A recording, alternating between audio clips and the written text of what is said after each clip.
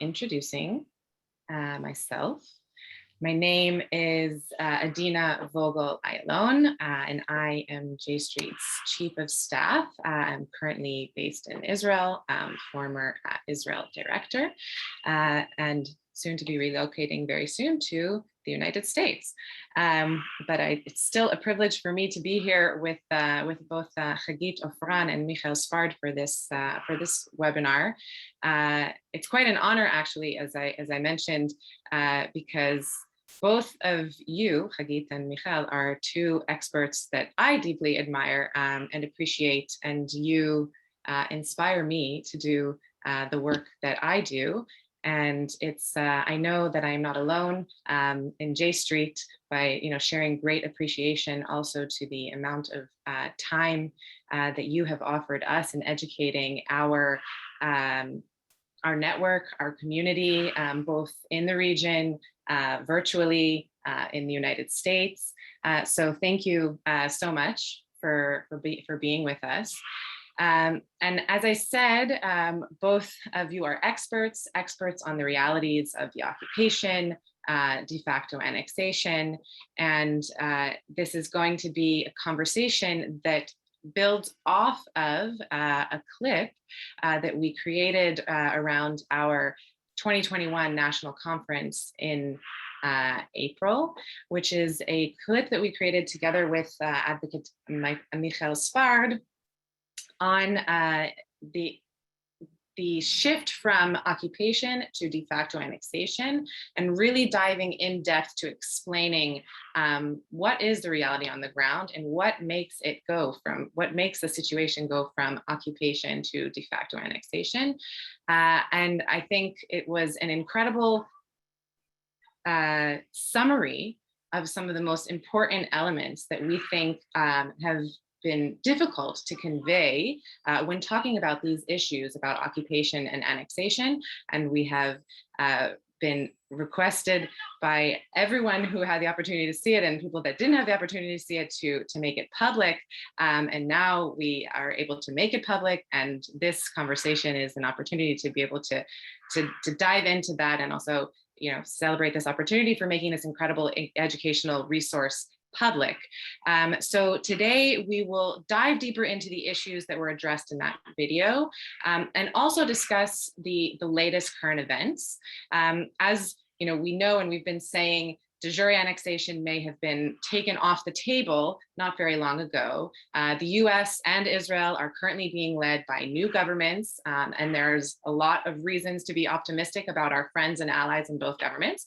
But that being said, the reality of deepening occupation and de facto annexation have not stopped and are continuing to move full steam ahead. So I will dive into this conversation with some questions. First, I just want to say a couple of notes about the bios of our distinguished speakers. Advocate Michal Sfard is a lawyer specializing in international human rights law and the laws of war, with a special emphasis on the law of belligerent occupation. He is a legal advisor to several Israeli human rights and humanitarian organizations and peace groups, including Peace Now, where Hagit has worked for quite some time.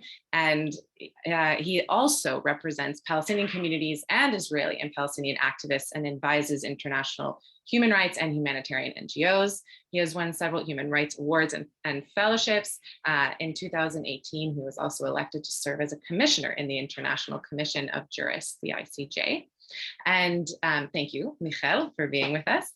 And Hagit Ofran works at the Settlement Watch Project at the Israeli Peace Movement of Peace Now. And of course, as I mentioned, Hagit and Michal are colleagues. She is widely recognized as one of Israel's foremost experts on a wide range of issues relating to West Bank settlements and settlement-related developments in East Jerusalem. Her work includes traveling daily throughout the West Bank, examining photos, browsing official Israeli documents, and really constantly being the individual with the finger on the pulse as to exactly what is happening on the ground at every given point in time.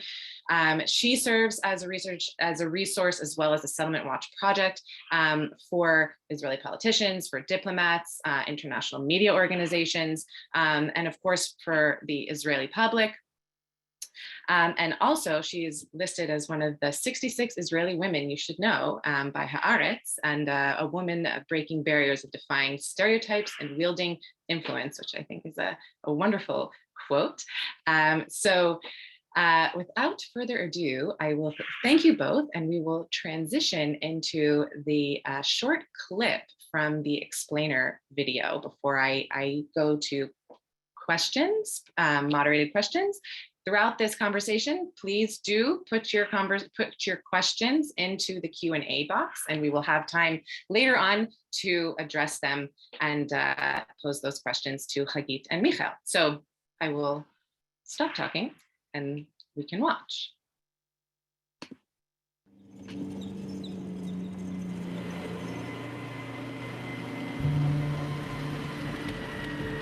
Israel is the occupying power in the West Bank for the last 53 years. It does not engage with these territories only as an occupying power. In fact, it treats those territories and the people that it inhabits as a sovereign. It changed in the last 50 years the territory considerably. It unified its own bureaucracy and infrastructure. It aspires to make facts clear. This is part of Israel. So in order to understand what de facto annexation means, one needs first to understand the basic definitions. Let's start in the beginning. One of the oldest parts of modern international law are the laws of war.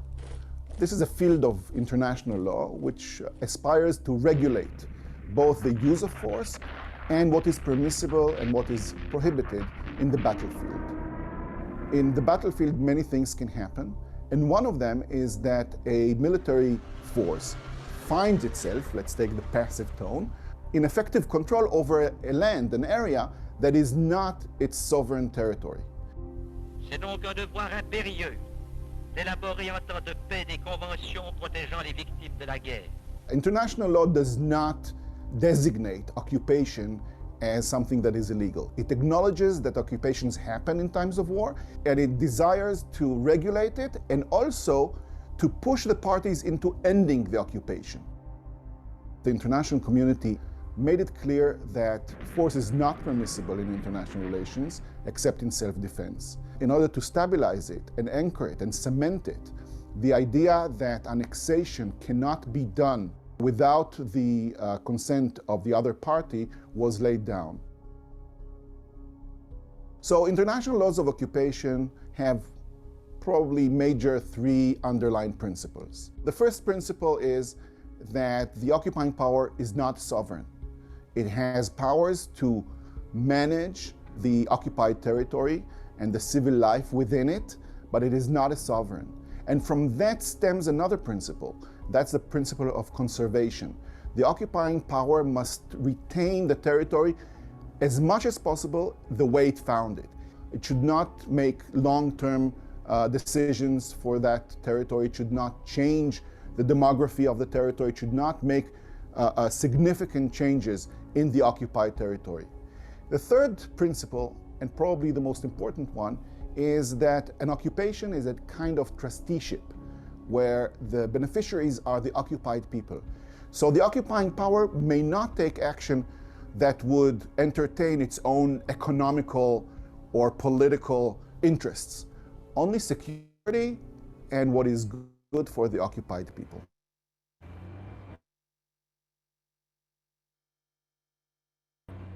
The prohibition on annexation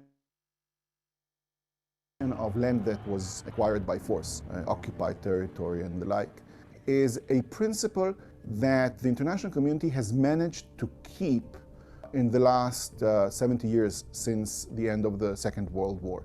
When it comes to this principle, the international community was quite persistent in not allowing annexation by force. This will not stand.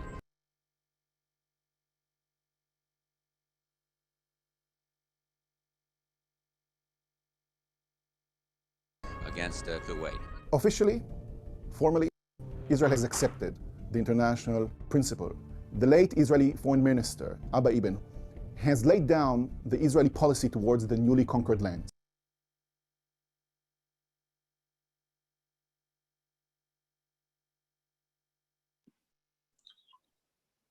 Sorry, there's a bit of choppiness with the video, which is a result of streaming it through Zoom. But fortunately, you can all view the full video when you get a chance. It's available in HD in the link that is provided above in the chat.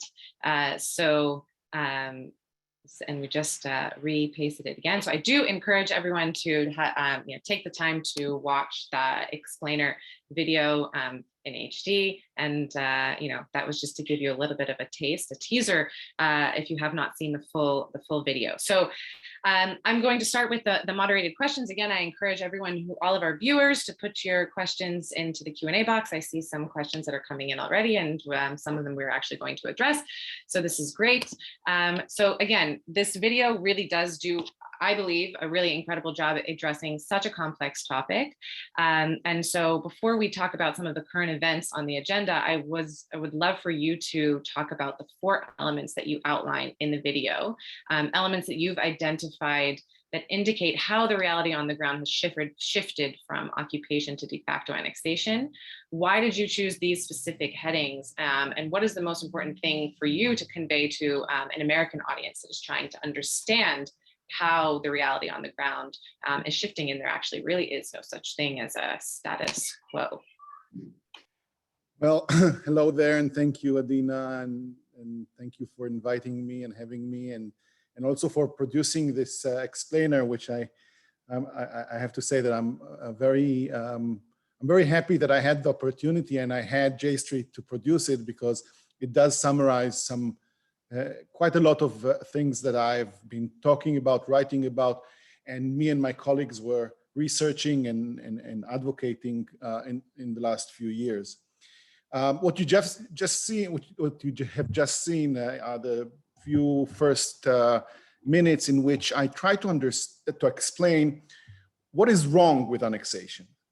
What is the idea of the legal status of occupation, which is a temporary status that allows the occupier control and domination over a territory. It allows it and provides it with the powers to regulate the life in the occupied territory, but it is short of sovereignty. It is short of sovereignty because the international community understood that if you can acquire sovereignty by force, then you incentivize wars of aggression. And after the Second World War, it was the first time in the history of humanity that it made a decision, a conscious decision, to outlaw wars of aggression, something that was never outlawed before.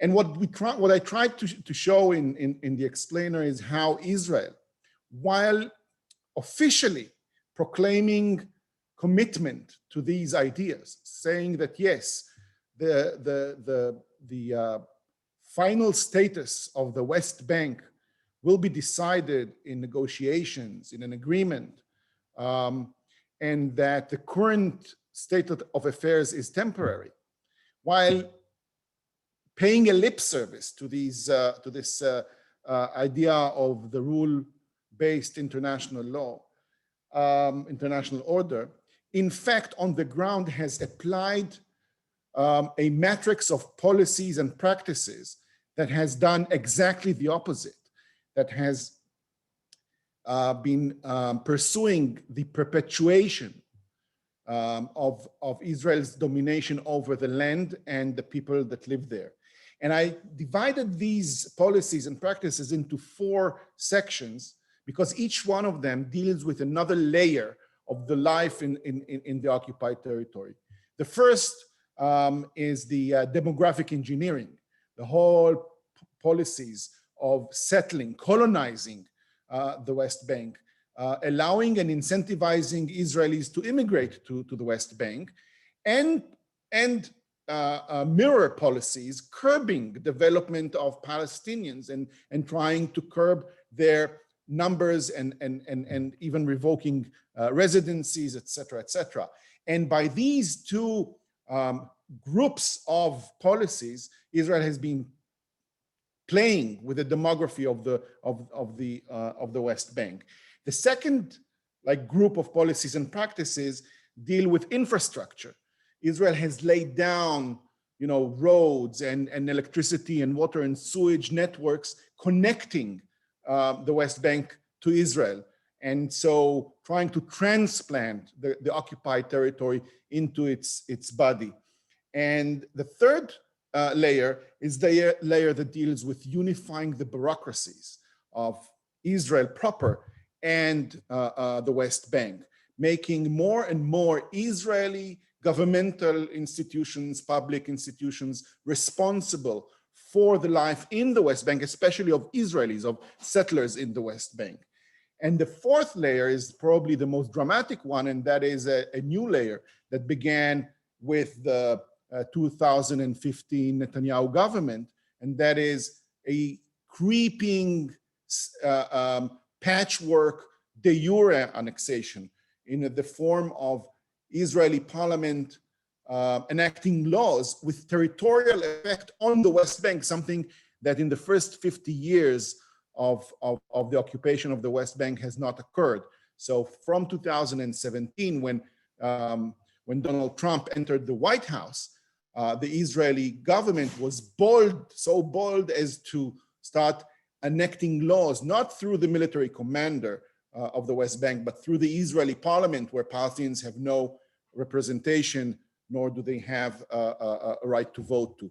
So these four layers show the totality of the advancement of the Israeli apparatus into creating a reality that is eternal, that is not temporary, in which Israel controls, dominates, and is present in all of its forms: citizens, bureaucracy, legislation, policies, etc., and infrastructure in the West Bank. Of course, I have to say, East Jerusalem, on the other hand, was immediately annexed in 1967, and there the situation, we can look at East Jerusalem to see where the West Bank is heading to.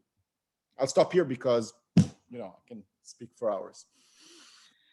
Thanks so much, Michael. And just it's a good point to end on in terms of East Jerusalem, because I do want to transition into some of the most pressing current developments and current events today. And of course, turn to Hagit as an expert on the situation and reality in East Jerusalem. Can you talk to us, Hagit, about what is actually going on right now, specifically in the neighborhoods of Silwan and Sheikh Jarrah, which have been in the headlines recently, also prior to the escalation in May? What's happening now, what has been happening, and if you can give some context. And of course, also, I would love for you to touch on, outside of East Jerusalem, some other current events today relating to Palestinian communities in the Jordan Valley as well. Yeah, thank you, Adina. Thank you, Michael, and thank you, J Street, for what you're doing. You're asking what is happening now, and I cannot not share with you pictures from today, from the Jordan Valley in the occupied territories. This is Khumsa. It's a small Palestinian community, the sixth time in the last few months that our forces are sent to demolish it. But today, they didn't only demolish the structures, actually tents, they also brought, the soldiers had to take all the stuff of the people and load them on this command car, I don't know how you call this, and to actually, and they even brought buses to take the Palestinians to transfer them to another place that the Israeli army is allowing, quote unquote, them to live, and not where they are living today. And I think, and the children are left in the sun. They refuse to go on the buses, and they ran away, and they're still afraid that they will be kicked out.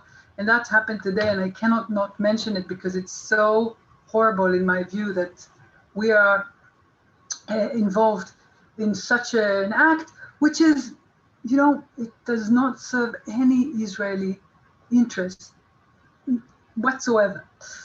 And this is something occupiers do, unfortunately, but something that, God forbid,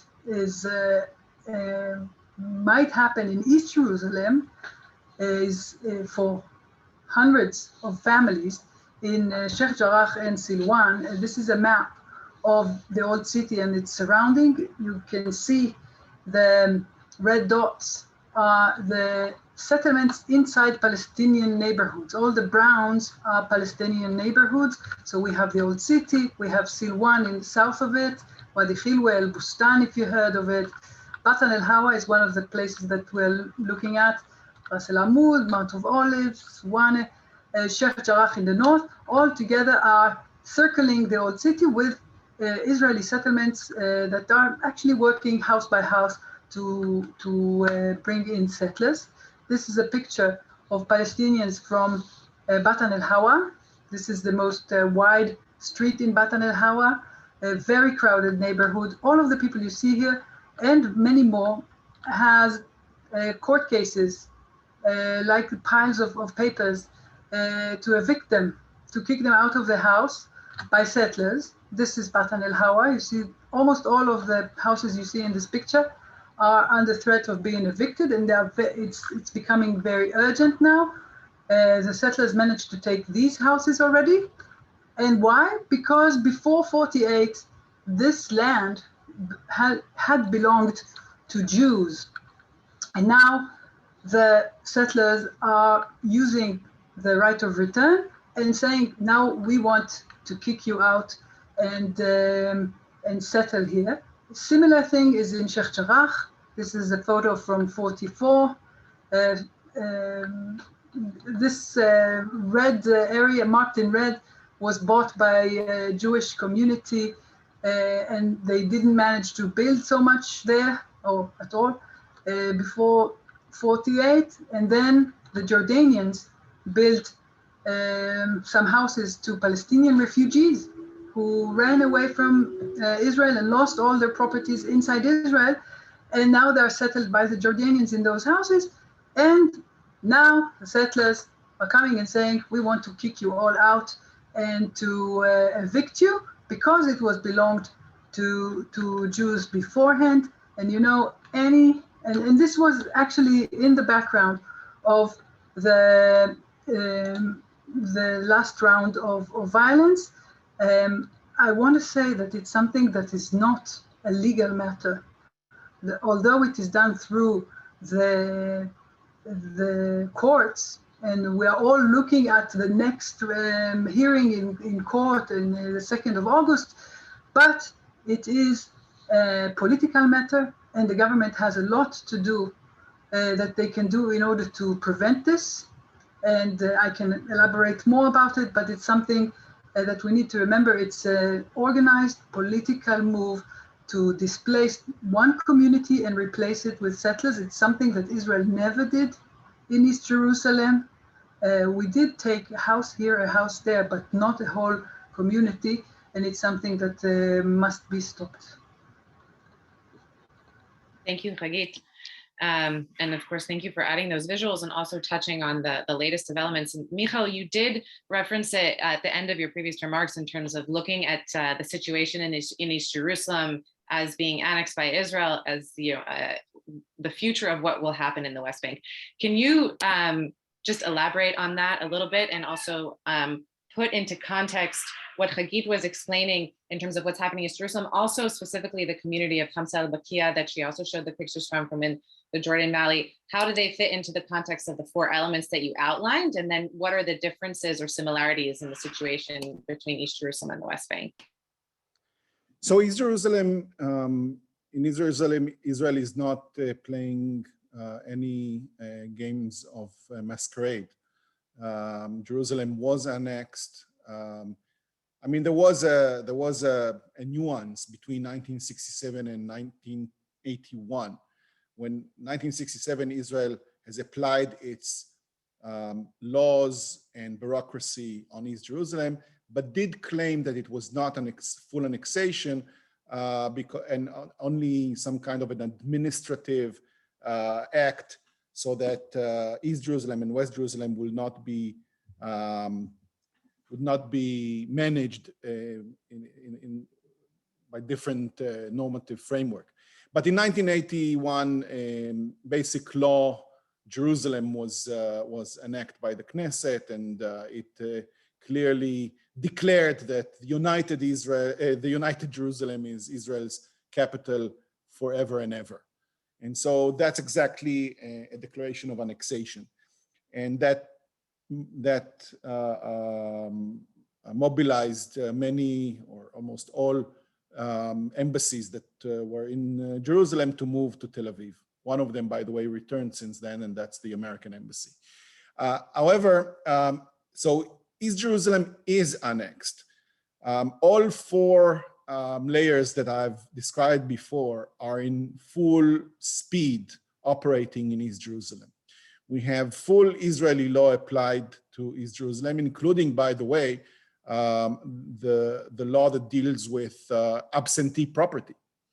And we have an amazing, vicious legal situation in which Palestinians who live in the West Bank, and it might be 300 meters away from the line of annexation of East Jerusalem, are living in an enemy territory, and they are considered to be absentees in the eyes of the Israeli law of absentees, which means that if they have property in East Jerusalem, those can be nationalized or are nationalized.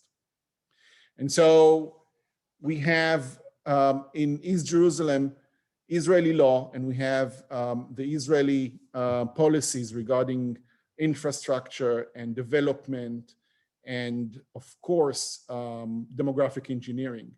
Israel has, and I think Hagit has the figures, she knows the figures better than me, but there was a massive land expropriation immediately after the occupation of East Jerusalem and annexation of East Jerusalem, in order to establish Jewish settlements, Jewish neighborhoods. And 11 neighborhoods were built on land that was expropriated, was confiscated from Palestinians, something that is not possible in the West Bank. In the West Bank, the Israeli authorities have to tailor some kind of very creative ways to declare land that is considered to be private and say, well, no, it's actually public land, and then they can designate it or allocate it for use of settlers. In East Jerusalem, we've just taken their lands and established massive neighborhoods on them. We have been applying a policy of revocation of residency status, with stripping East Jerusalemites from their residency if they leave the city for several years. You understand that residency, the status that East Jerusalemites have, is dependent on presence, while citizenship, for example, is not. I can be a citizen of the state of Israel and live in America for years, for decades. I will still be a citizen, and no one can take away my citizenship.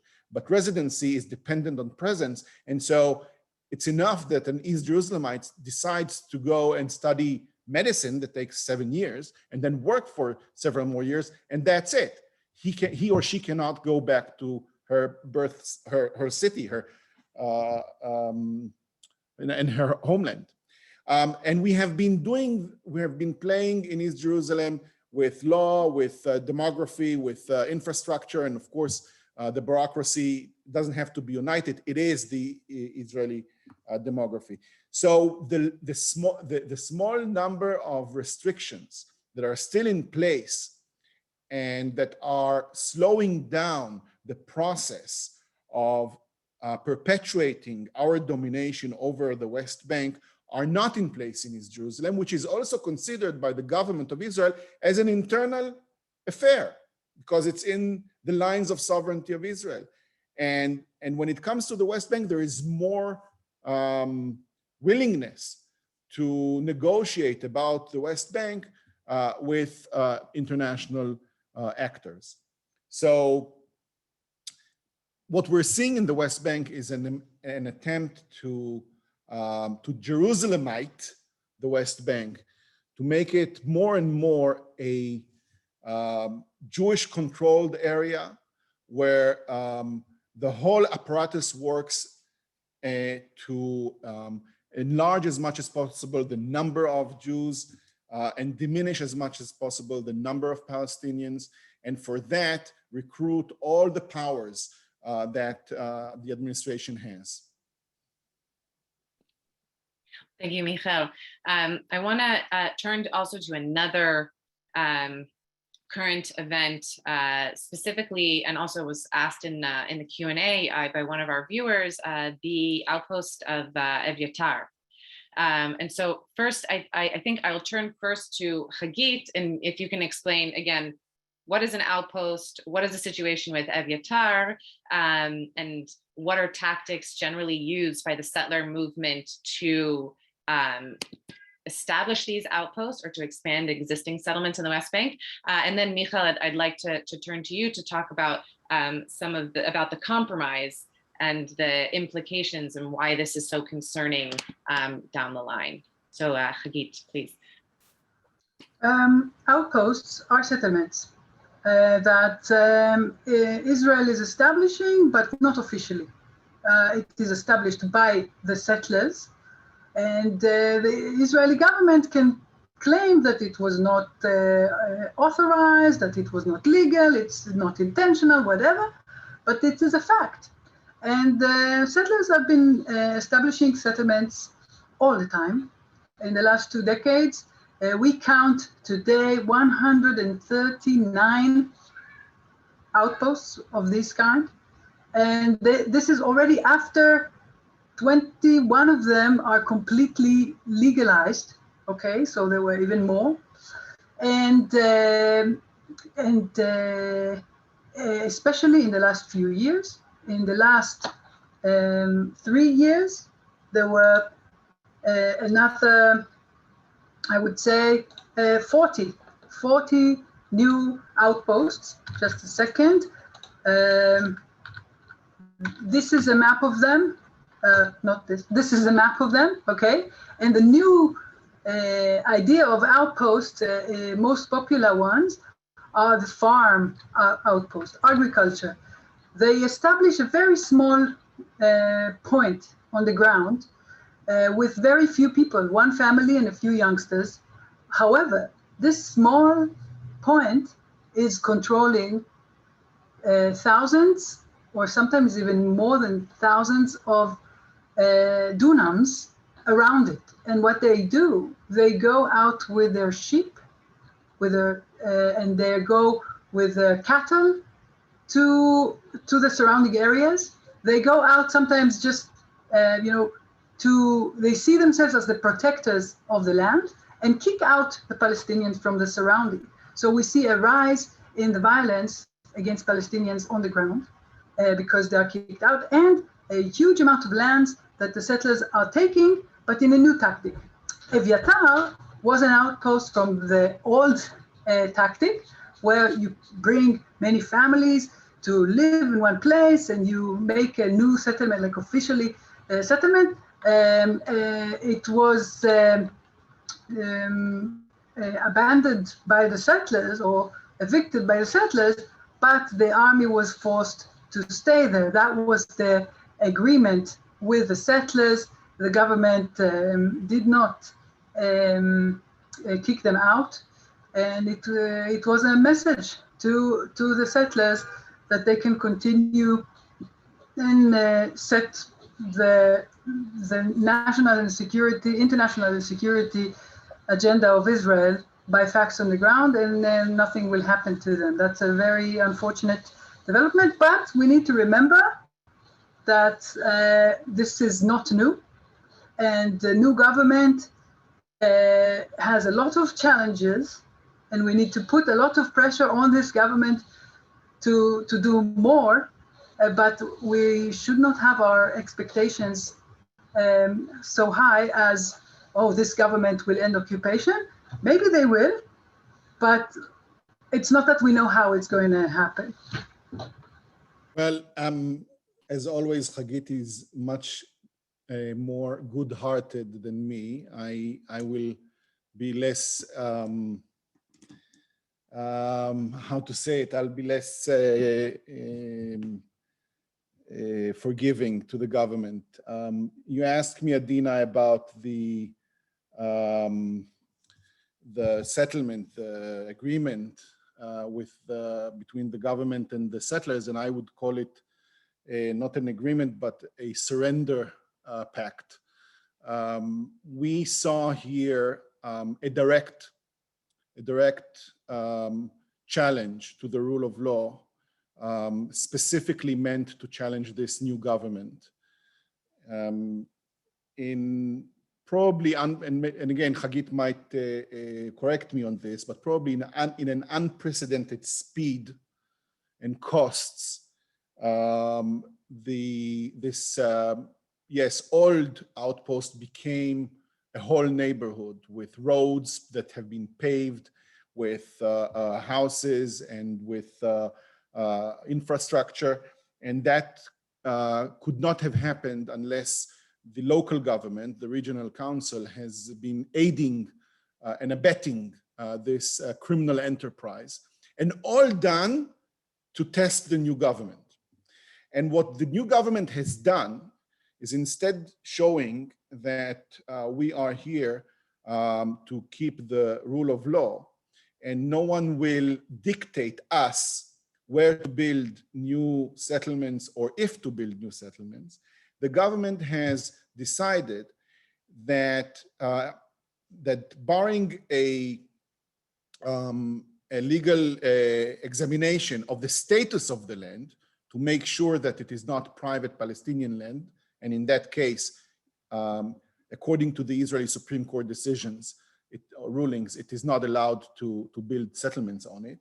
But if it will find that these lands are public lands, then they committed themselves, the new government, to build to allow the return of the settlers and to regularize or to legalize retroactively the settlement by giving them permits. And that is not done by a regular government. That is done by a government where we have labor and we have Meretz and we have the Muslim list. And I see it more harshly than if it was done by a government that is, completely a right-wing government. Because when a government that has Meretz and labor and some factions of more centrist parties that are in favor of the two-state solution, when they allow such a thing, then we lower the bar very much. And the last thing I want to say is that this government was established on the premise that they will keep the status quo. They will not, evacuate settlements, but they will not deepen the occupation, because it was built on a consensus about other things, and there is complete difference of opinions, ideological differences between the elements of it. And the leftist part of the government has caved and allowed a change in the status quo. And that has happened in the first 10 days of the new government being in power. So I'm really, I was hopeful. I'm still hopeful because I think being hopeful is a political choice. But I think also that we have to be very disturbed and concerned about this deal. Thanks, Michal. You also you definitely did dive into my next question, which was to specifically address this new government and how they are reacting and responding to the current events. I want to ask you, Hagit, just on your optimistic note, are there opportunities? Do you see opportunities with this government on these issues of the conflict? Also, just to incorporate questions that I've received from viewers in the Q&A, how is the Israeli public reacting to the current events, to the issues that you both laid out, that are not only current events? And I will ask you also, in terms of representing Peace Now, what can be done to mobilize the Israeli public, especially now that there are certain friends and allies within this government? Well, I agree with Michael that it's very severe that the surrender happened with this government, and I really hope that it would have been different. And I just want to remind myself that it's something that is very, very hard to expect the government to do huge changes. And when they are saying, okay, we're staying in the status quo, the whole question is, what is the status quo? Because the status quo, according to the last 12 years, is building thousands of units every year in settlements, which is a big change of the chances for peace. It's continuing those displacements, evictions, evacuations. So the status quo is not, there's never a status quo. You need to decide what it is. And I think that's something that they will not have a consensus and they need to fight. And I want my representatives to be more ready for the fight. I think you've asked about the public opinion in Israel. Our issue, which is I think is the most important issue for Israel, the issue of occupation, is not on the main agenda on public opinion for many years. And you all see this, it's the despair, it's the fact that people don't see the horizon. And I love to say that, two sides, it's not that we don't see the light in the end of the tunnel, it's that we don't see the tunnel. So I think the majority of both sides, know that there will be two-state solution. They wish to get a two-state solution, but they don't see it coming, not in the near future, etc. So we are fighting against the despair and against the fact that people are giving up on what is going on, what the chances to change. But having said that, the last few weeks and months signaled to the Israeli public that this issue is not going anywhere and the occupation is still here, and the last round of violence, and it has to do with East Jerusalem. It has to do with the mass displacements that are a big threat right now. And this displacement is going back to the very essence of the very fears of our conflict, the Nakba. The Palestinians were displaced in 48. And also, Israelis, we are also a nation of refugees. You're touching the very delicate issues, and it's coming up again. So I don't know if I'm imagining or am I just being, too hopeful. But I think the whole issue of Eviatar was, although it wasn't enough and we didn't see a serious fight, I think it was for first time for many years that we see that the mainstream Israeli and politicians like Yair Lapid, who refrained from talking about this issue for so many years, saying that it's wrong, that the settlers are not allowed to do whatever they want, and that they should be evicted. So at least he said it. And I think we have here a chance for a change in the atmosphere, a change, and add to that the change in the US, and that is, again, giving some more hope. And maybe I would want to conclude with showing you like a hopeful picture of an activity that we did a few months ago, before the round of violence. This is, as you can see, in East Jerusalem, near the old city, Israelis and Palestinians marching from Silwan to the Prime Minister's residence in a march against those evictions. It happened. It was not so easy, but it did happen. And I think what we should do is continue those activities, continue to raise our voices. I think now is the time. Now we have chance to get some more ears to listen. And I really, I hope and believe that we can get a change. Thank you, Hagit. And you also did, of course, reference the new U.S. Relatively new U.S. administration, and I'm going to try to combine a few questions that I've received in terms of, what can we as J Street do? What can be the role of the U.S. administration, and are there specific steps, right? We've outlined, both of you have discussed, all of the problematic things that are happening and continuing to happen on the ground.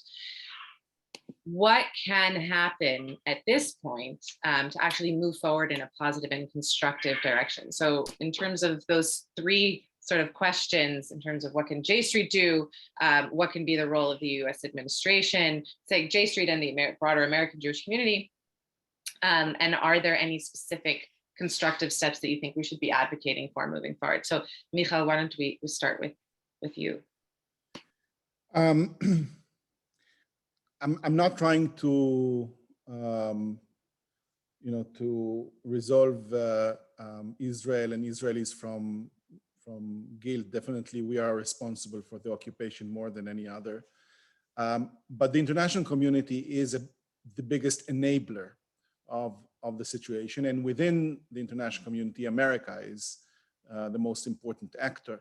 And for the last 50-something years, America and the international community allowed Israel and sometimes supported Israel in its policies that brought us to where we are now.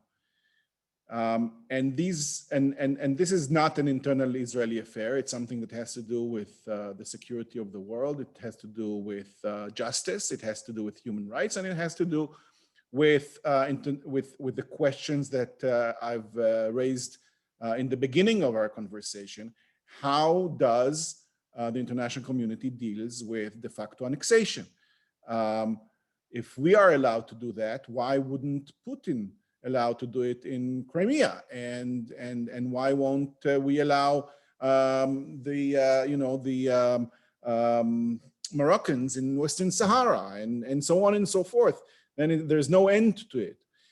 So I think it is time for the American administration to first make things clear about its position, and that its position is that we will not accept the status quo, and we will not accept that millions of people do not have any light in the end of the tunnel that we don't see, and that their rights have been suspended for the last 54 years, their civil and political rights, and there must be some kind of a process to end this situation and allow those people freedom and independence.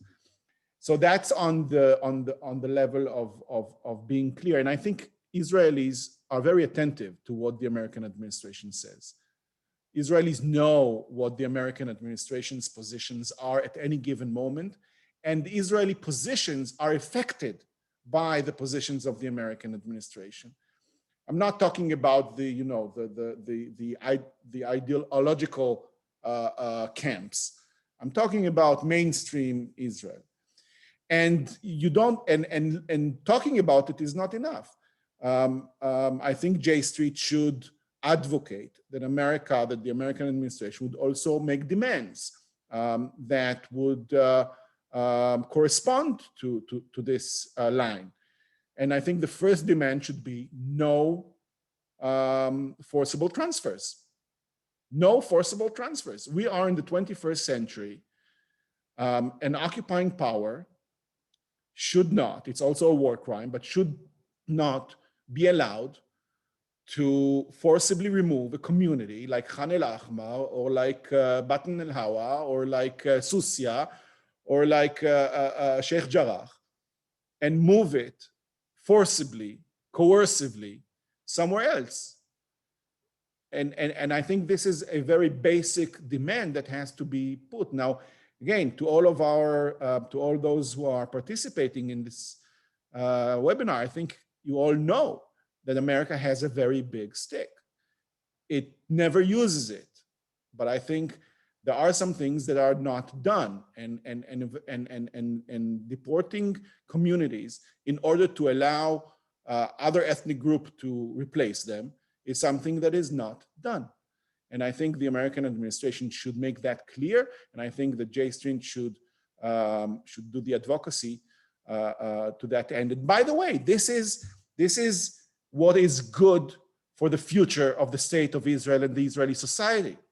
We are ruining in our own hands, in our own policies, our future and our children's future. And the last thing I want to say that with this government, the peace camp part of the government needs this pressure to be put on it.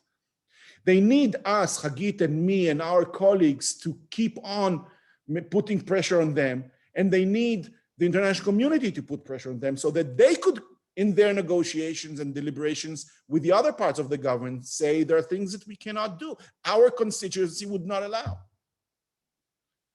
And so I think there is a lot to be done. And I think unlike in previous years, when Netanyahu was prime minister and Trump was president, there are more things that we can achieve these days, much more.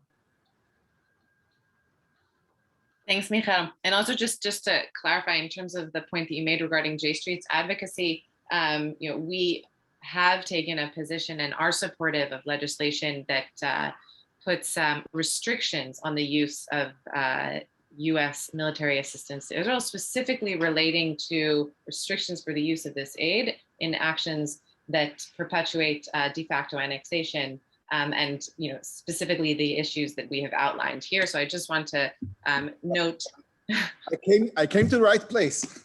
I just want to note that for our viewers.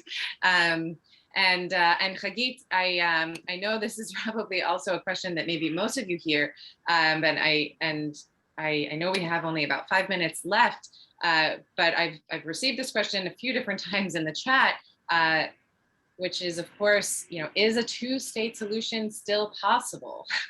Everything that we've just outlined, how is it possible? Is it too late to stop this de facto annexation and achieve a two-state solution? Hagit, I'd love for you to address that. And of course, you can touch on the questions that I addressed to Michael as well. Yeah, I wanted even to touch this issue, because we're talking about de facto annexation. So one come up with this conclusion that so that's it. You have one state reality. So maybe this is the solution that we should aim for, and the two-state solution is so hard. It's already dead. So I wanted to tell you that even if you told me that the two-state solution was dead, I would say, okay, so we need to resurrect it, because there's no alternative to the two-state solution. There's no one-state solution. The one-state reality that we're talking about is a horrible reality of apartheid, okay? Israelis have rights, Palestinians don't. And I don't need to elaborate more about this reality. It's not going to happen that the Jews in Israel will wake up in the morning and say, oh, occupation didn't work. Let's give all the Palestinians full rights and they will vote and we'll have coalitions in the Knesset.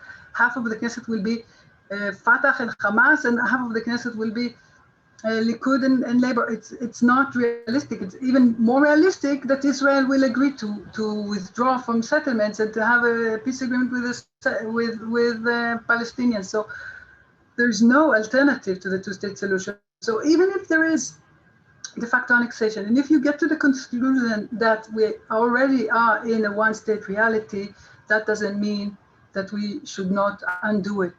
And we can undo it. And I'm sure we don't have a choice. The question will be, what will be the price? And I think as many people are turning their back and saying, it's a lost case, or if you're saying that, you're actually saying it doesn't matter if Israel continues to building settlements. And if you give up on the two-state solution, you're actually saying, well, it's okay that you continue to settle. It's okay with all your policies because it's a lost case. So I'm telling you, please don't give up on us and continue to fight for the end of occupation. I will just add to the wonderful things that Hagit said, that I've been hearing about the point of no return since I was, I think, in my teens, that it's coming, it's there, it's just behind the corner. If only another neighborhood, if only another settlement, if only another road. It's not a matter of a door that is being locked and that's it, you can go back. It's a matter of the more we perpetuate our presence there, the higher the price, the political capital, the economical capital, the social price for the two-state solution will be. We've done worse thing than this place was, in 1948, dramatic things happened in this country. We don't want to replicate it. I'm just saying that I don't know what it means that it's not practical anymore. It will not be practical anymore when people would not want it. That's when it will not be practical. And then it will not be what, if people don't want it, if people would want one democratic binational state, then of course it will not be practical. But as long as most people in Israel and most people in Palestine want independence in the form of state, want to implement the right to self-determination in a political way, then it's still there. Thank you so much for adding those optimistic remarks, closing remarks. I will say that I very much appreciate that. Of course, we at J Street will not give up. We will do whatever is possible as Americans, of course, in partnership and in collaboration, of course, with Israelis and Palestinians who are all aspiring to create a reality here in which there is self-determination and freedom and security and justice for all that live in this region. And we did spend an hour talking about the very difficult realities on the ground. So I do appreciate you both taking us back to understanding that this education is important. It's important to understand what is happening on the ground. That does not mean that in parallel, we cannot combat the despair. And we see the future generation next to Hagit, and we need to do it for them and for everyone here. And I thank you both for your leadership, for your partnership. We at J Street want to continue to support you and work together and make sure that we can, together leverage opportunities to make progress and to hopefully reverse this train of deepening occupation and de facto annexation and bring a better future for all in this region. So thank you to all of our viewers for participating, for all of your questions, and I wish you a good rest of your days. Thank you.